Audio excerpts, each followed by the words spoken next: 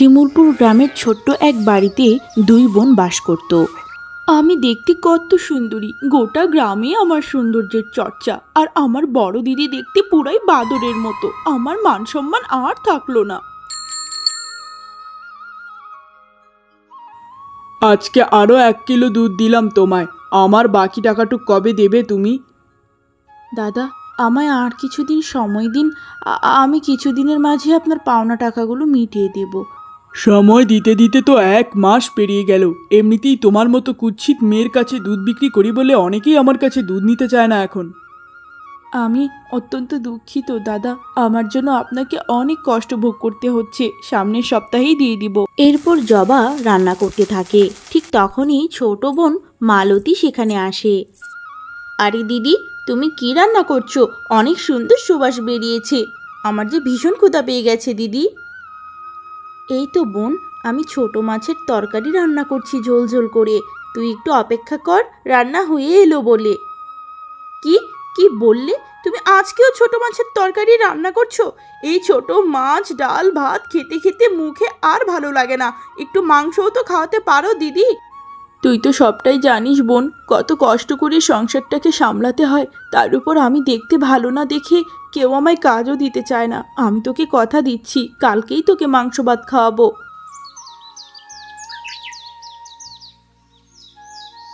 এরপর জবা প্রতিদিনের মতোই জমিদার বাড়িতে কাজ করতে থাকে। তখনই জমিদার গিন্নি টুম্পা সেখানে আসে।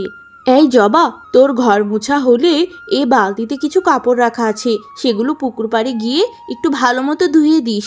দেখিস যেন ছিঁড়ে না যায়। নিশ্চয়ই মালকিন, আমি কাজ শেষ করে আপনার কাপড়গুলো ভালো মতো ধুয়ে দেব। মালকিন, আমার ঘরে আমার বোনটা মাংস ভাত খাওয়ার জন্য ভীষণ আবদার করেছে। আমার বেতনের টাকাটা যদি একটু আগাম দিতেন। জমিদার বাড়ি দেখে কি আমাদের টাকার গাছ আছে যে যখন তখন টাকা চাইবি? এমনিতেই তোর মতো কুৎসিত মেয়েকে আমি কাজ দিয়েছি, এটাই তো তোর 7 কপালের ভাগ্য। তারপরেও তুই আবার এত টাকা চাস? তোকে আর কাজেই রাখবো না আমি, বুঝেছিস? না মালকিন না, আমি আপনার কাছে হাত জোর করে ক্ষমা চাইছি। আমি আর কোনো দিন টাকা চাইবো না, আমায় কাজ থেকে তাড়াবেন না। এরপর জবা পুকুর পাড়ে কাপড় ধুতে চলে যায়। হে বিধাতা, কেউই তো আমায় টাকা দিয়ে সাহায্য করতে চায় না। এদিক দিয়ে বাড়িতে যে বোনটা আমার বসে আছে মাংস ভাত খাওয়ার জন্য, আমি কি করে টাকা জোগাড় করব? কেন আমায় তুমি এত কুৎসিত বানালে? তখনই দুইজন প্রতিবেশী সেখানে আসে। এই, তোকে না বলেছি তুই সকাল সকালেই ঘাটের পাড়ে আসবি না? ধেৎ, এই হতচ্ছাড়িটার মুখ দেখে ফেললাম সকাল সকাল। কি যে হবে এবার কে জানে। সর এখান থেকে, সর। হ্যাঁ গো দিদি, আরেকদিন সকাল সকাল এই হতচ্ছাড়ির মুখ দেখে ফেলেছিলাম। এরপর সারাদিন আমার কি যে মন্দ গেল, হায় ভগবান। এই হতচ্ছাড়ি, এরপর থেকে সকালবেলা আর কোনো দিন ঘাটের পাড়ে আসবি না। আমাদের চোখে আর কোনো দিন তোকে পড়েছে তো তোকে মেরে গ্রাম ছাড়া করবো, বুঝেছিস? এসব তোমরা কি বলছো দিদি? আমি যদি সকালবেলা ঘাটের পাড়ে না আসি তাহলে কাপড়গুলো আমি কোথায় ধোবো? এই গ্রামটা কি তোমাদের একার নাকি? আমি দেখতে অসুন্দর বলে কি আমি মানুষ নই? তোমরা সবসময় আমাকে কষ্ট দাও, সব সময়। ভালো লাগে না এইসব আমার। কি মুখে মুখে কথা বলছিস? দেখ তোকে কি করি। আজকে তোকে মেরেই ফেলবো টেকো। দিদি, তুমি তো বলেছিলে আজকে আমায় মাংস এনে খাওয়াবে, তারপরেও আজকে তুমি ডাল ভাতই দিলে আমায়। কেন বলো তো, কেন আমায় মাংস দিলে না? বোন, আমি অনেক চেষ্টা করেছি, কিন্তু কোথাও কেউ আমায় টাকা দিয়ে সাহায্য করেনি। তুই তো জানিস সংসারটা কিভাবে চালাই, তারপরও কেন এত বায়না করিস বলতো? মা বাবা কেন যে তোমার মতো দিদির হাতে আমাকে রেখে মরে গেল কে জানে। তার চেয়ে ভালো আমাকেও যদি মা বাবার সাথে বিধাতা উপরে নিয়ে যেত। তোমার মতো কুৎসিত বোনের সাথে থাকতে তো আমার একদমই ভালো লাগে না। তার উপর খাবার দাবারও ঠিক মতো দাও না তুমি আমায়। তোমার মতো বোনকে ধিক্কার জানাই। এত কষ্ট করে একা হাতে লোকের বাড়ি কাজ করি এই সংসারটা সামলাচ্ছি, তোর সকল আশা পূরণ করছি, তারপরও তুই তোর বড় দিদিকে এভাবে বলতে পারলি? ছি ছি ছি, তুই আসলে অনেক স্বার্থপর মালতী। কি, আমি স্বার্থপর? তাই না? উচিত কথা বললেই আমি স্বার্থপর? আসলে তুমি আমার রূপকে হিংসা করো, তুমি আমায় দেখতে পারো না দিদি। হে ঈশ্বর, তুমি দেখতে আমায় কেন এত কুৎসিত বানালে? কেন আমার মাথা ভরা কেশ দিলে না? মা বাবাও নেই, আমি কার কাছে আমার জীবনের দুঃখ বলবো? আমার নিজের আপন বোন এলাকাবাসী কেউই তো আমায় দেখতে পারে না। পরদিন সকালে এক বৃদ্ধা তাদের বাড়িতে আসে। বাড়িতে কেউ আছো? একটু এদিকে আসো না। সঙ্গে সঙ্গে জবা বাড়ি থেকে বেরিয়ে আসে। তুমি কে গো বুড়িমা? তোমায় তো এর আগে এখানে কোনোদিন দেখিনি। তোমার কি দরকার আমায় বলো তো তুমি। আমি পাশের গ্রামে ভিক্ষে করে সংসার চালাই। আমার দুকুলে কেউ নেই। আজ সকাল থেকে কেউ আমায় একটি টাকা দিয়েও সাহায্য করেনি। এখন যে ক্ষুধায় আমার পেটে ব্যথা উঠে গেছে, আমায় কিছু খেতে দে না রে মা, ক্ষুধায় যে মরে যাচ্ছি আমি। তুমি যে এক হতভাগীর বাড়িতে এসেছো মা। আমার বাড়িতে গত রাতের বাসি ভাত ছাড়া আর যে কিছুই বাকি নেই। তুমি কি সেই বাসি ভাতটুকু খাবে মা? তাহলে বসো, আমি তোমায় খাবারটা এনে দেই। ক্ষুধার সময় যা দিবি তাই স্বর্গ রে মা, জলদি দে। এরপর জবা সে বৃদ্ধাকে খেতে দেয়। সেই বুড়ি গপ গপ করে সব খেয়ে নেয়। বুড়িমা, তোমার সেবা করতে পেরে আমি নিজেকে ধন্য মনে করছি। তবে তোমার সেবাটা আমি ভালো মতো করতে পারিনি গো, তুমি কিছু মনে করো না গো মা। না রে মা, তুই আমায় যে যতন করে সেবা করলি, লোকের বাড়িতে ভিক্ষে যেতে গেলে লোকে তো ধু ধু করে তাড়িয়ে দেয়। মা, তোর মুখ দেখে মনে হয় তুই অনেক কষ্টে আছিস। তোর দুঃখটা কি মা, আমায় খুলে বল। আমি আর আমার ছোট বোন ছোট থাকতেই মা বাবা মরে যায়। তখন থেকে একাই লোকের বাড়ি কাজ করে বোনটাকে মানুষ করছি। কিন্তু তারপরেও নিজের বোনের কাছে আমি ভালো হতে পারলাম না, কারণ আমি দেখতে কুৎসিত। কেউ আমায় দেখতে পারে না, কারণ আমি দেখতে কুৎসিত। তুই কান্না করিস না মা। এই কথা বলে সেই বুড়ি মন্ত্র পড়তে থাকে। সঙ্গে সঙ্গে জবার রূপ পরিবর্তন হয়ে যায় এবং সে দেখতে ভীষণ সুন্দরী রমণীতে পরিণত হয়ে যায়। তার মাথা ভরা ছিল রূপালি চুল। এই কি, আমার এরকম পরিবর্তন কি করে হলো? বুড়িমা, তুমি কি জাদু জানো নাকি? আমি দেখতে এত সুন্দরী, আমার মাথা ভরা এত সুন্দর রূপালি চুল। এ মা, আজকে তুই যা পেয়েছিস সবই তোর কর্মফল মা। সদা সুখী থাক, ভালো থাক। এরকম কথা বলে সেই বুড়ি গায়েব হয়ে যায়।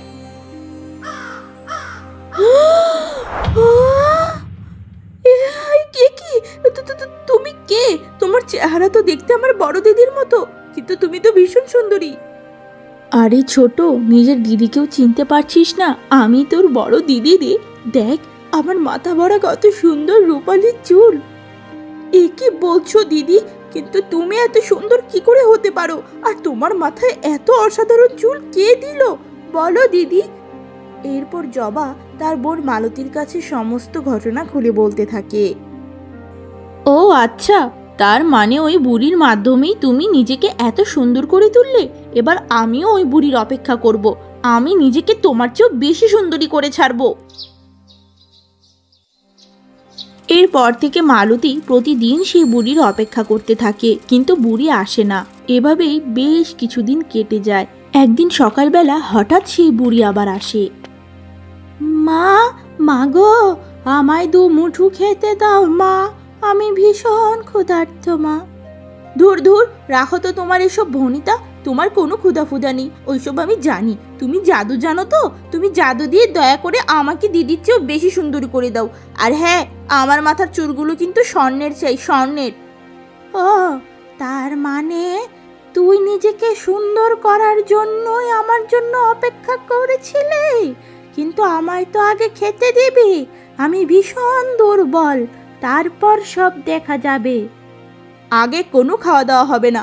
এমনিতেই তোমার মতো বুড়ির জন্য অপেক্ষা করতে করতে আমার কোমর ধরে গেছে। আগে আমায় সুন্দর করবে, এরপর সব হবে। এরপর সে বুড়ি মন্ত্র পড়তে থাকে। সঙ্গে সঙ্গে মালতীর রূপ পরিবর্তন হয়ে যায়। তার মাথা ভর্তি সোনালি কেশ। আরে বাহ, আমি দেখতে কতটা সুন্দর হয়ে গেছি। এই বুড়ি, যাও, তোমার কাজ শেষ। আর কোনোদিন এখানে আসবে না। যাও, যাও বললাম। নিজের কাজ সিদ্ধি হয়ে যাবার পর আমায় আর চিনছিস না? তোর মতো অহংকারী আর স্বার্থপর মেয়ের পরিণাম ভালো হবে না। এরপর সেই বুড়ি সঙ্গে সঙ্গে গায়েব হয়ে যায়। এই যে সখী দেখ, তোরা তো আমায় বলেছিলি আমার দিদি নাকি কত সুন্দরী হয়ে গেছে, তার মাথায় রূপালি চুল। দেখ, আমি এখন দিদির চেয়ে 1000 গুণে বেশি সুন্দরী হয়ে গেছি। আমার মাথায় স্বর্ণের চুল, বুঝেছিস? তোকে তো দেখতে আগেই বেশি সুন্দর লাগতো মালতী, এরকম চুল তোর মাথায় একদমই মানাচ্ছে না। আমার কাছে তো জবা দিদিকেই বেশি সুন্দরী লাগছে। হ্যাঁ রে সখী, রূপালি চুলটা জবা দিদির সাথে একেবারে মিলে গেছে, কিন্তু এই সোনালি চুলে তোকে একেবারে বুড়ি বুড়ি লাগছে। তবে রে, আমাকে বুড়ি বলিস? এক্ষুনি আমার বাড়ি থেকে বেরিয়ে যা, বেরিয়ে যা তোরা। এরপর মালতীর বান্ধবীরা সেখান থেকে চলে যায়। আরে ইনা, মিনা, তোমরা তো একটু আগে বাড়িতে এলে, এখনই চলে যাচ্ছ কেন? একটু বসে যাও বোন, আমি নাস্তা করে দিচ্ছি তোমাদের, কেমন? আপনার বোনের যে ব্যবহার জবা দিদি, কি করে আর বসবো বলুন তো? আপনার বোনের মতো স্বার্থপর এই দুনিয়াতে আর একটিও নেই, বুঝেছেন? জঘন্য মেয়ে একটা। জানো জবা দিদি, মালতী তোমায় একদম দেখতে পারে না, সে সারা দিন রাত শুধুই তোমার ক্ষতি চায় গো। কি খারাপ। এ কি, তোমরা আমার বোনকে ওরম করে বলছো কেন? ও ছোট মানুষ, ওর আগের মাথায় অনেক কিছুই বলে, কিন্তু ও অন্তর থেকে আমায় ভীষণ ভালোবাসে। এরপর থেকে তোমরা কোনো দিন আর আমার বোনকে নিয়ে কিচ্ছু বলবে না, সব দোষ তোমাদের, তোমরাই ওকে উস্কাও। এত কিছু করেও আমি যখন দিদির চেয়ে বেশি সুন্দরী হতে পারলাম না, তাহলে এবার দিদির সৌন্দর্যই আমাকে নষ্ট করতে হবে। আমার চেয়ে বেশি সুন্দরী কেউ হতে পারবে না। জমিদার বাবু, মালকিন, মাসটা তো ফুরিয়ে গেল, দয়া করে আমার কাজের মাইনেটা আমায় দিয়ে দিবেন। অনেক জায়গায় অনেকে ধার দেনা পায় আমার কাছে, তাদের টাকাগুলো শুধিয়ে দিতে পারছি না, দয়া করুন, আর দেরি করবেন না। দেখ জবা, এই মাসে তোকে আমাদের মাইনে দেওয়া সম্ভব নয়, আমাদের অন্যান্য অনেক কাজ আছে, সেখানে টাকা লাগাতে হবে, তুই অন্য কোথাও দেখ। এ কি বলছেন মালকিন? গরিবের উপর এত বড় অত্যাচার করবেন না। আপনি টাকাটা না দিলে আমার সংসার চলা বন্ধ হয়ে যাবে মালকিন। আপনি তো জানেন আমার অবস্থাটা, টাকাটা আমার দরকার মালকিন, দয়া করে আমার টাকাটা দিয়ে দিন।